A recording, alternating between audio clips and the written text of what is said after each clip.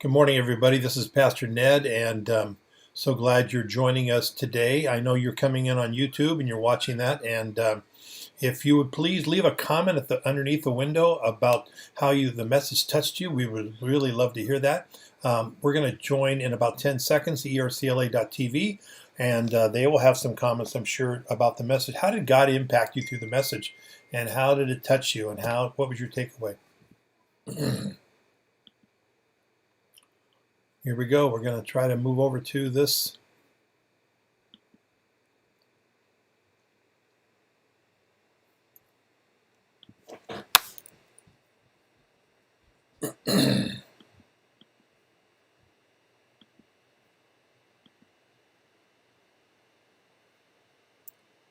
We're waiting for some technical difficulty. We had it with the 8 o'clock service. We're having it with the 10 o'clock as well. So I don't know how many people are going to stay on. Here we go. We're going to see how that works. So there we go. Good morning, everybody on ercla.tv. So glad you stayed with us. I know we're having a little bit of technical difficulty getting over to the lobby, but would love to be able to hear some of your comments about the message today. Another great message. Every week is so great. It really is. We are so blessed to have Pastor Clark and Pastor Ken who bring us such a powerful word each and every week. And this was no exception today. Serving one another. What a powerful passage. I'm struck by the question at the beginning of the message and at the end of the message, and Jody Gross put it during the service. She brought up this great question: Who are you among us? Are we complainers? Are we whiners? Are we consumers? Are we critics? Or are we servants? He opened the message with that, and he closed the message with that question. It's a great question. Would love to hear some of your comments of what your takeaway was from the message. What I love about, and I especially love that story about his dad and his mom at the end. What a powerful illustration of service, right? And people who have impacted us greatly, who have served us, it changes our lives. I'm just curious if you could tell me who has served you in such a way that has impacted your life. I know for me, my wife, she has greatly impacted me. I cannot believe over the 47 years we've been married how much she has served my needs. In fact, I tell you, I feel like I am always playing catch up with her in that area of trying to serve her needs. And it's not serving in the big ways, it's serving many times in even the smallest ways, how we can serve one another in their needs. But what is your takeaway from the message? How were you impacted by Pastor Ken's words? How did it? What was your takeaway? And in what practical ways do you think that God is calling you to serve? Even though Emmanuel is not able to do the Compton Initiative right now, you think about it, how we're still serving the needs of people in our community through giving of food and clothing to many people in our community. It's a great way.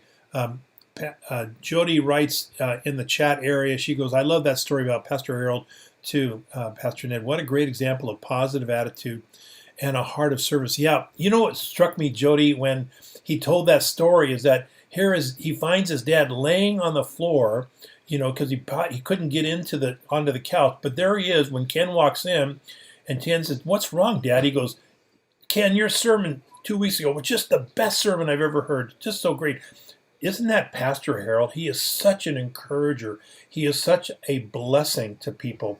And I think that's when you think about this whole issue of serving, it comes down to that Genesis 12:3 passage where we are blessed to be a blessing.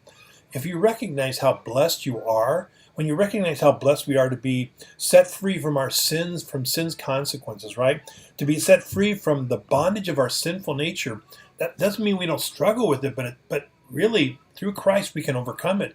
And then we're set free to serve. So we're set free to be a blessing. And how important that is to think in terms like that. Johnny writes in the chat area, he goes, "I need to guard my heart and walk with the Spirit, or I am prone to become like the annoying yapping dog." Boy, isn't that, Johnny, you don't know how that comment kind of registers with me as well, too. I always feel this drift within me. I think we all do. we tend to drift not towards Jesus, not towards service, but towards selfishness. And so I find myself whining, being a critic, when really God's called us to be a blessing to other people. Thanks, Johnny, for that comment. I really, really appreciate that. And for those of you who are going to tune in later to this, to the lobby on YouTube, YouTube can leave a comment underneath the viewing window. We would love to hear what your thoughts were on the message. How did Pastor Ken's message kind of practically touch you and get a hold of you in that regards? We are so blessed, when you think about to belong to this church, Emmanuel Reformed Church, and how much a blessing it is to have the staff and this church and the fellowship in the church. It's really is a tremendously serving congregation and a group of people that love Jesus. Does it have its issues? Sure. There's not a church that doesn't have its issues. But I think back when I was pastoring a church, and I remember reading a book about how the question the author posed: if your church was gone today, would your community miss it?